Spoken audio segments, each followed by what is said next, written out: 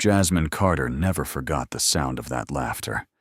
Even now, a year later, she could still hear it echoing through the church walls. The same people who laughed at her that morning would later stand in line begging for a chance to shake her husband's hand. But on that day, as she stood near the back of the crowded church, nobody knew how the story would end. To them, Jasmine was simply the unwanted daughter, the girl nobody chose, the girl who would never become anything. The church was packed with guests dressed in their Sunday best. Flowers decorated every aisle. Music filled the air. Everyone had gathered to celebrate Vanessa Carter's wedding. Vanessa was Jasmine's stepsister, and according to most people in their small Georgia town, she had won the lottery of life. She was beautiful, confident, and about to marry a successful businessman from Atlanta. Everywhere Jasmine looked, people smiled at Vanessa. They complimented her dress, admired her engagement ring, and talked about the luxurious future waiting for her. Meanwhile, Jasmine moved quietly through the crowd, carrying trays of food and helping guests find their seats. Nobody thanked her. Nobody noticed her. At 24 years old, she had spent most of her life fading into the background. Since her mother passed away when she was 11, everything had changed. Her father, Robert Carter, had eventually remarried Patricia, a woman who seemed kind at first, but gradually transformed Jasmine's life into a never-ending list of chores and criticism. Over the years, Vanessa became the center of attention, while Jasmine became the unpaid helper everyone took for granted. She cooked, cleaned, organized family events, and handled responsibilities nobody else wanted. Yet no matter how much she gave, it was never enough. As guests settled into their seats, Patricia suddenly stood near the front of the church, holding a microphone. A smile spread across her face as she addressed the crowd. Before we continue celebrating Vanessa's special day, I have one more announcement. Several people turned toward her curiously. Patricia's smile widened. My younger daughter is getting married today, which means it's time for Jasmine to start her own life too. A few guests laughed politely. Jasmine immediately felt uncomfortable. Something in Patricia's tone made her stomach tighten. Then Patricia said the words that would change everything. If there's any man in this church willing to marry Jasmine, today would be a perfect opportunity to take her off my hands. For a moment, there was silence. Then laughter exploded throughout the room. Some people thought it was a joke. Others whispered behind their hands. Jasmine felt heat rush into her face. She wanted to disappear. She wanted the floor to open beneath her feet. Across the church, Vanessa laughed louder than anyone else. Even Robert lowered his eyes instead of defending his daughter. The humiliation cut deeper than Jasmine expected. Then a voice spoke from the very back of the church. I would. The laughter stopped instantly. Every head turned toward the entrance. A tall black man wearing worn work boots and a faded work shirt slowly stepped forward. Several people recognized him immediately. Marcus Hayes, the local truck driver, the man who hauled freight across state lines and spent most nights on the road. Someone near the front chuckled. Another person laughed. Within seconds, the entire church erupted once again. But Marcus never smiled, never flinched, never looked away. Instead, he walked forward with quiet confidence, stopped directly in front of Jasmine, and said 6 simple words that nobody in that church would ever forget. You deserve better than this. The church remained silent after Marcus spoke. For a few seconds, nobody seemed to know how to react. Jasmine stared at him, searching his face for any sign that he was joking, but there was none. His expression remained calm and sincere. Across the room, Patricia let out a nervous laugh. Marcus, this is a wedding, not a comedy show. Several guests laughed with her. grateful for the excuse to break the tension. But Marcus did not laugh. "I'm serious," he said. The room grew quiet once again. Vanessa rolled her eyes dramatically. "You cannot be serious. You barely know her." Marcus turned toward her. "I know enough." Those 3 words carried a confidence that immediately caught Jasmine's attention. Nobody had ever defended her publicly before. Not once. Even when she was younger and desperately needed someone to stand beside her, nobody had done it. Her father shifted uncomfortably in his seat. He avoided looking directly at her. Jasmine felt a familiar ache in her chest. There had been a time when Robert Carter had been her hero. Before her mother passed away, he used to carry her on his shoulders through town festivals. He used to tell everyone she was the smartest little girl in Georgia. After her mother's death, everything slowly changed. Grief created distance. Patricia filled that distance. At first, she seemed caring and supportive. Then Vanessa was born, and Jasmine's place in the family began disappearing piece by piece. By the time she reached high school, she was cooking meals, cleaning rooms, and handling responsibilities that most teenagers never faced. Patricia always had a reason. Vanessa had homework. Vanessa was tired. Vanessa deserved a break. Somehow, the work always landed on Jasmine's shoulders. Even after graduation, nothing improved. While Vanessa attended parties, Jasmine worked 2 jobs to help cover bills. While Vanessa spent weekends with friends, Jasmine stayed home helping around the house. Yet no matter how much she sacrificed, Patricia still treated her like a burden. Standing inside the church, those memories flooded back all at once. Then Marcus did something unexpected. He reached into his pocket and handed Jasmine a folded piece of paper. Confused, she opened it. Inside was a receipt from a small diner nearly 2 years old. Jasmine frowned. "What is this?" A faint smile appeared on Marcus's face. "The first time I noticed you." She looked closer and suddenly remembered. 2 years earlier, she had paid for an elderly woman's breakfast after discovering the woman had forgotten her wallet. Jasmine had never told anyone about it because she did not think it mattered. Marcus nodded toward the receipt. "I was sitting 3 booths away." Jasmine blinked in surprise. "You remember that?" "I remember everything." The church grew quiet again as people listened. Marcus took a slow breath. "I watched you help people who could do nothing for you. I watched you work harder than anyone in this town. I watched people take advantage of your kindness." His voice softened. "And somehow, you never stopped being kind." For the first time that day, Jasmine felt tears gathering in her eyes. Not because she was embarrassed, but because someone had finally seen her. Really seen her. Then Marcus looked directly at her and said something that made the entire room freeze. "The question is not whether I am willing to marry Jasmine. The question is whether Jasmine would ever be willing to marry me." For several seconds, nobody spoke. The question hung in the air like a challenge. Jasmine felt dozens of eyes fixed on her. Some people looked amused. Others looked shocked. A few seemed genuinely curious. Vanessa crossed her arms and smirked. Patricia looked horrified. Robert remained silent. Marcus simply stood there, waiting. There was no pressure in his expression, no desperation, no expectation. He was giving her something she had not received in years, a choice. Jasmine looked down at the faded receipt still resting in her hand. The paper itself was worthless, but what it represented meant everything. Someone had noticed her kindness when nobody else cared. Someone had remembered a moment she had forgotten. For years, she had felt invisible. Now, for the first time, she felt seen. "I don't know you very well," she said softly. Marcus nodded. "That is true." A few people laughed again. Vanessa shook her head dramatically. "This is ridiculous." But Marcus never looked away from Jasmine. Then let me ask you something, he said.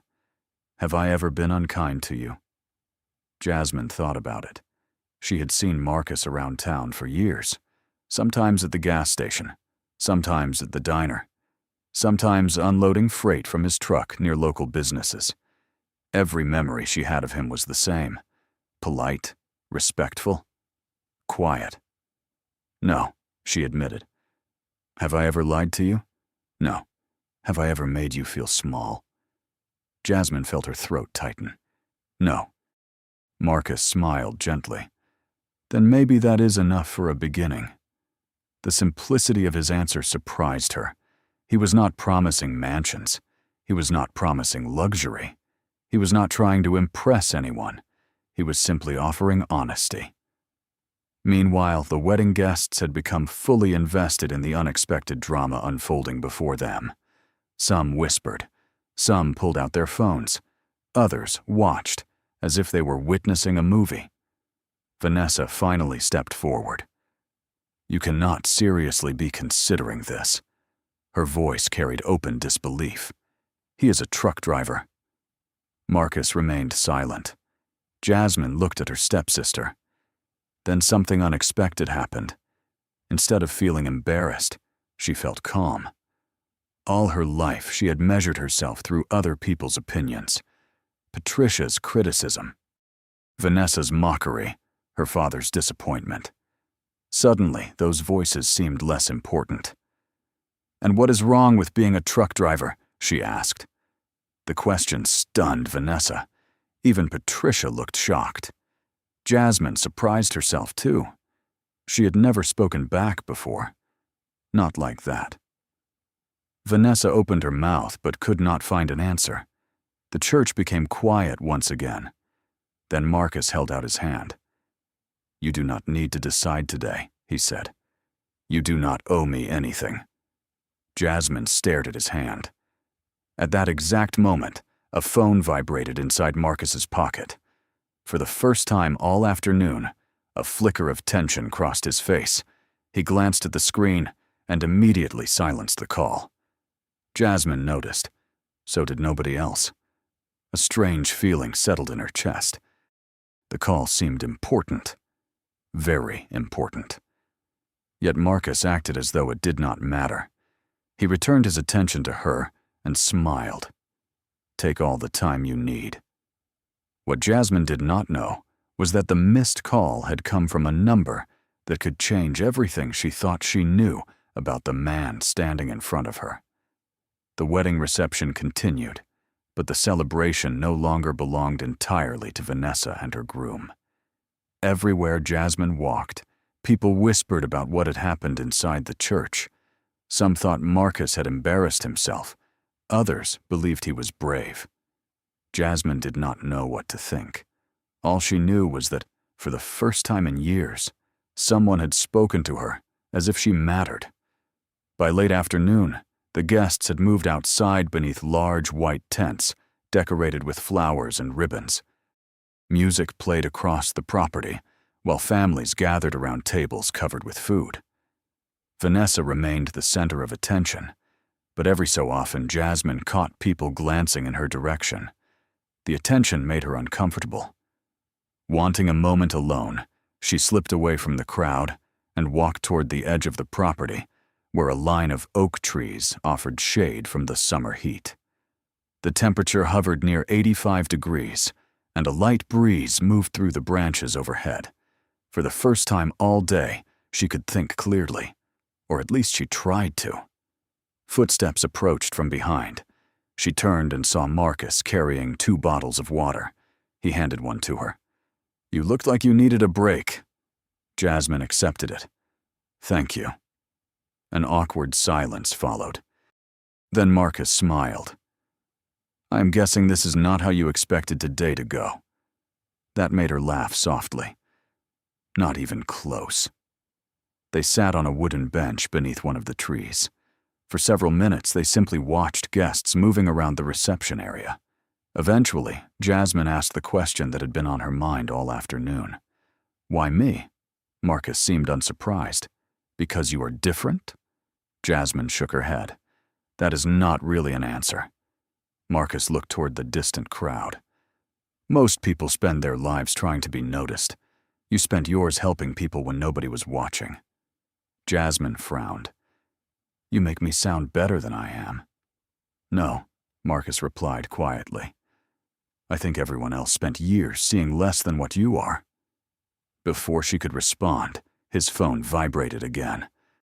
The same tension flashed across his face. This time, Jasmine noticed it more clearly. The screen lit up briefly before he turned it over. She only caught a glimpse, but it was enough to raise questions.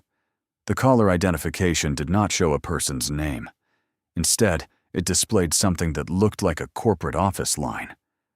Marcus immediately silenced the call. You can answer it, Jasmine said.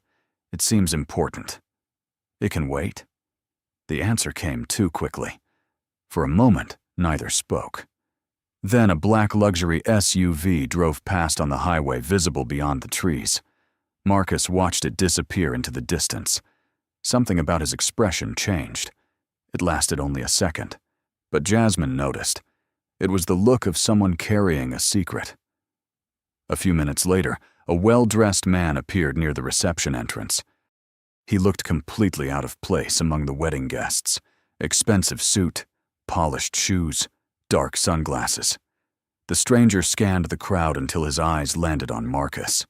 The moment he recognized him, relief appeared on the man's face. Then something even stranger happened. The man started walking directly toward them. Marcus immediately stood. For the first time since meeting him, Jasmine saw genuine concern in his eyes. "Excuse me for a minute," he said. Then he quickly intercepted the stranger before he could reach the bench. The two men moved several yards away and spoke in low voices. Jasmine could not hear the conversation, but she could see enough to know it was serious. The stranger handed Marcus a folder. Marcus glanced inside, closed it immediately, and shook his head. The man seemed frustrated. After a brief exchange, the stranger finally walked away toward a waiting vehicle parked near the road. Jasmine watched him leave. When Marcus returned a few moments later, he was smiling again. But something felt different. "Who was that?" she asked. Marcus hesitated. Then he gave a simple answer. "Someone from my past." What Jasmine did not know was that the stranger had traveled nearly 600 miles to find him, and the folder he carried contained information capable of changing both of their lives forever. The reception ended shortly before sunset, but Jasmine could not stop thinking about the stranger or the mysterious folder. Long after most guests had gone home, questions continued circling through her mind. The following week, life returned to normal for everyone else. Vanessa settled into married life and filled social media with photographs of expensive dinners and luxury weekend trips. Patricia spent her days bragging to neighbors about her daughter's success. Robert remained distant as always, yet for Jasmine, something had changed. Marcus began visiting more often. Sometimes they met at a small diner on the edge of town. Sometimes they walked through a nearby park. Sometimes they simply sat beneath the old oak trees near the church and talked for hours. The more time Jasmine spent with him, the more confused she became. On one hand, Marcus seemed exactly like everyone described him. He drove a freight truck. He worked long hours. He lived in a modest home outside town. Yet small details never quite fit. One afternoon, she noticed the watch on his wrist. She did not know much about luxury items, but even she could tell it looked expensive. Another time, she overheard him speaking on the phone. The conversation sounded less like a truck driver discussing deliveries and more like a business executive giving instructions. Then there was the way strangers occasionally greeted him. A restaurant owner once rushed across a parking lot just to shake his hand. A banker downtown seemed unusually nervous when Marcus entered the building. Every strange moment added another piece to a puzzle Jasmine could not solve. 2 months after the wedding, Marcus invited her to dinner at a quiet lakeside restaurant about 40 miles outside town. The evening felt perfect. The sun reflected across the water. Boats drifted peacefully in the distance. Soft music played from hidden speakers. For a while, they talked about everything and nothing. Then Marcus became unusually quiet. Jasmine immediately noticed.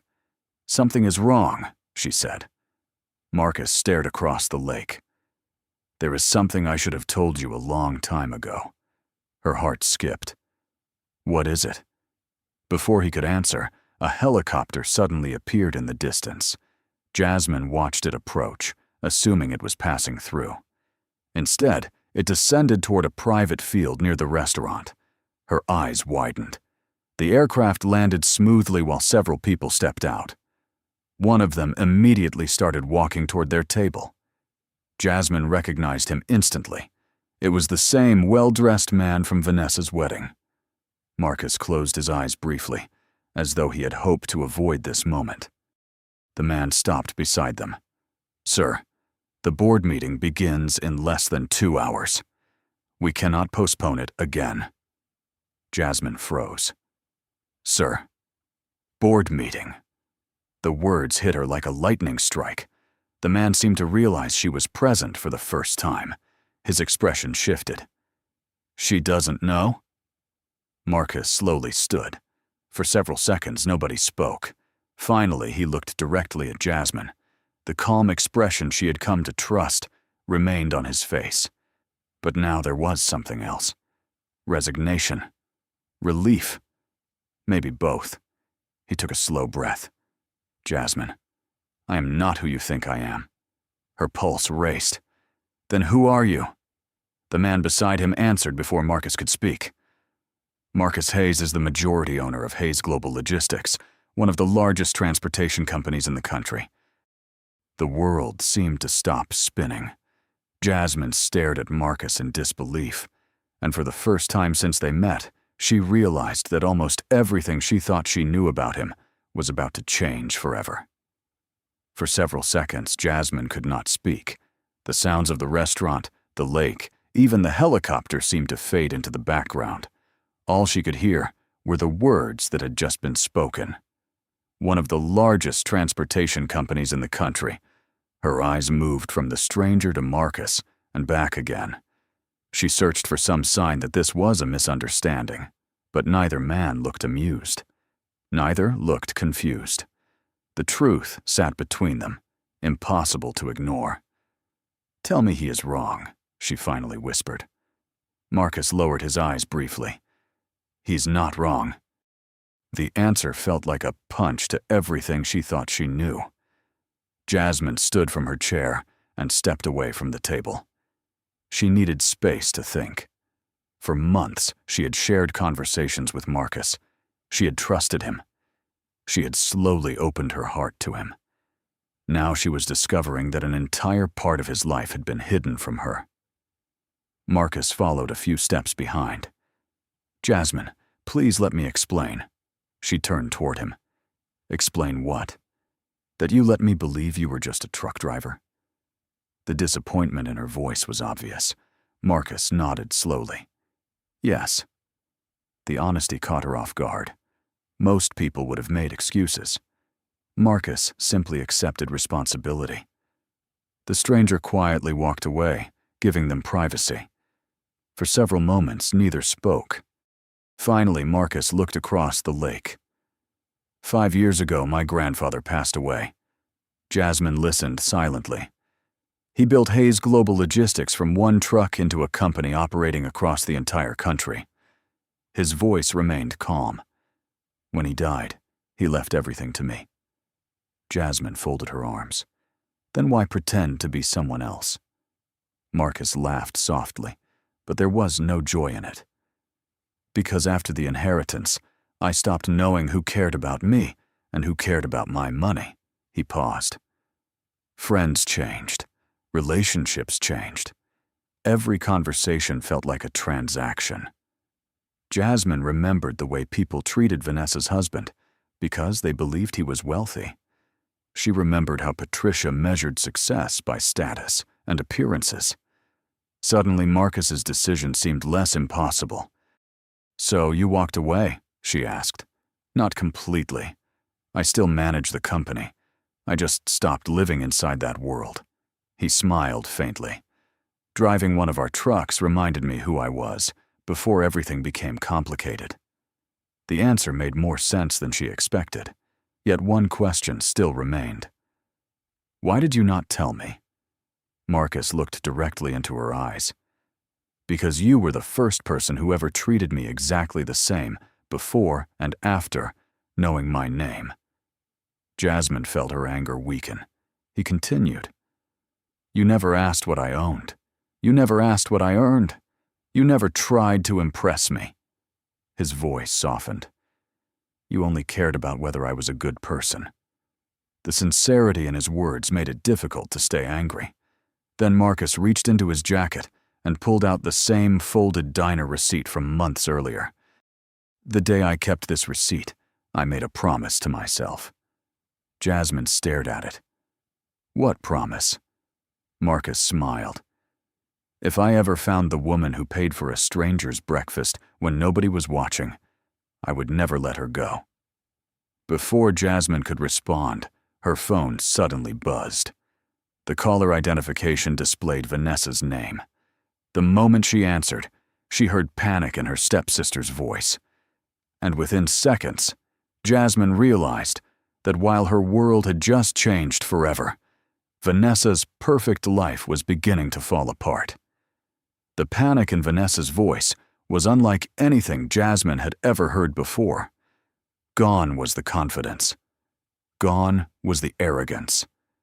Gone was the woman who had spent months showing off her perfect life. "Jasmine, I need help," Vanessa said through tears. The words alone were shocking. Marcus watched quietly as Jasmine listened. "Slow down," Jasmine replied. "What happened?" For several seconds, Vanessa could barely speak. Then the story came pouring out. Her husband's company was under investigation. Investors were pulling out. Business accounts had been frozen. Several contracts had been canceled. Reporters had started asking questions. The luxurious life Vanessa had proudly displayed was suddenly collapsing around her. Jasmine listened in stunned silence. Across the table, Marcus remained calm. When the call finally ended, Jasmine lowered her phone and stared at the lake. The contrast felt almost impossible to ignore. Only an hour earlier, she had discovered that Marcus was far wealthier than anyone imagined. Now Vanessa's world was unraveling despite all the status she had once bragged about. For a long moment, neither Jasmine nor Marcus spoke. Finally, Marcus broke the silence. "You are worried about her?" Jasmine nodded. "She is still my sister." Marcus smiled softly. That answer did not surprise him. Even after everything Vanessa had done, Jasmine's first instinct was concern. It was one of the reasons he admired her so much. Over the next several weeks, Jasmine's life changed dramatically. She gradually stepped into the world Marcus had hidden from her. She visited the headquarters of Hayes Global Logistics for the first time. The building occupied an entire city block. Hundreds of employees worked inside. Executives greeted Marcus with obvious respect. Some even seemed nervous around him. Yet the most surprising thing was that Marcus behaved exactly the same. Whether he was speaking to a senior executive or a receptionist, his kindness never changed. The revelation helped Jasmine trust him again. Meanwhile, Vanessa's situation continued worsening. News articles began appearing online. Business analysts discussed the investigation. Former partners publicly distanced themselves from her husband. Every week seemed to bring another setback.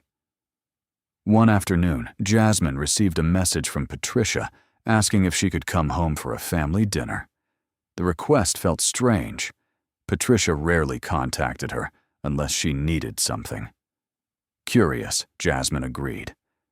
The following Saturday, a black SUV driven by one of Marcus's employees dropped her off at her childhood home.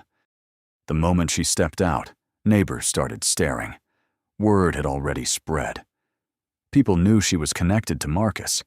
People knew Marcus owned a business empire. For the first time in her life, The same community that once ignored her suddenly seemed fascinated by her existence.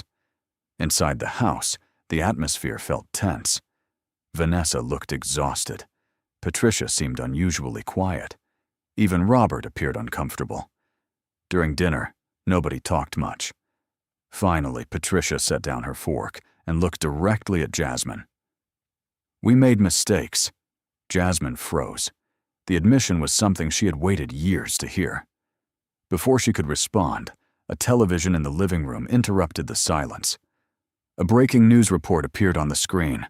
The headline displayed Vanessa's husband's name. Everyone turned toward the television. Then the reporter announced information that caused the entire room to fall silent. And as Jasmine watched Vanessa's face lose all color, she realized the worst part of the crisis had only just begun. The reporter's voice echoed through the living room as everyone stared at the screen in disbelief. According to the broadcast, additional financial records had been uncovered, and several major investors were now filing lawsuits against Vanessa's husband's company. The story was being covered by national media. What had once been whispered rumors was now public news. Vanessa sat frozen on the couch. Tears filled her eyes as she watched photographs of her husband appear on the screen beside headlines discussing investigations, failed business deals, and mounting legal problems. Patricia slowly lowered herself into a chair. For the first time in Jasmine's life, her stepmother looked defeated, completely defeated. Robert muted the television, and silence filled the room. Nobody knew what to say. Eventually, Vanessa broke down. The confident woman who once measured her worth by luxury handbags and expensive vacations seemed to disappear before Jasmine's eyes. "I thought I had everything figured out," she whispered. Jasmine remained quiet. Vanessa looked up at her. "Do you know what hurts the most?" Jasmine shook her head. "I spent years believing I was better than you." The confession stunned everyone. Patricia closed her eyes. Robert stared at the floor. Vanessa continued speaking through tears. "I thought success meant marrying the richest man. I thought status meant everything." She laughed bitterly. "And now, I do not even know who I married." Jasmine felt a mixture of emotions. Part of her remembered every cruel comment, every insult, every moment of humiliation. Yet another part saw a broken woman sitting in front of her, a woman whose life was collapsing. Before Jasmine could respond, Patricia spoke. Her voice sounded smaller than Jasmine had ever heard it. "I failed both of you." Vanessa looked surprised. Robert did too. Patricia turned toward Jasmine. Tears filled her eyes. "I spent so many years comparing you girls that I stopped being a mother." Jasmine's heart tightened. These were words she had waited years to hear. Patricia continued, "You worked harder than anyone in this family, and instead of appreciating you, I kept asking for more." Her voice cracked. "I told myself I was helping Vanessa succeed, but all I really did was teach her to value the wrong things." The room became painfully quiet. Then Robert finally spoke. "It was not just Patricia." Everyone turned toward him. He looked directly at Jasmine. "I was supposed to protect you." Jasmine felt her throat tighten. "Dad." He shook his head. "No. Let me finish." For a moment, he struggled to find the words. "After your mother died, I stopped paying attention. It was easier to believe what I was told than to see what was happening right in front of me." Tears rolled down his face. "And because of that, I lost years with my daughter." The honesty in his voice made it impossible to look away. Jasmine had imagined this conversation countless times. She had dreamed about apologies, about explanations, about justice. Yet now that the moment had finally arrived, none of it felt the way she expected. There was no victory, no satisfaction, only sadness for all the years that could never be recovered. Later that evening, after returning home, Jasmine told Marcus everything. He listened quietly before asking a simple question. "Do you think you can forgive them?" Jasmine stared out the window for a long time before answering. "I do not know." Marcus nodded. "That is fair." Then he handed her an envelope that had arrived earlier that day. The return address immediately caught her attention. It was from her hometown church. Inside was an invitation that would bring her face to face with her past, one final time. The invitation came from the same church where everything had begun. A community anniversary celebration was being organized, and the pastor wanted Jasmine to attend as a guest speaker.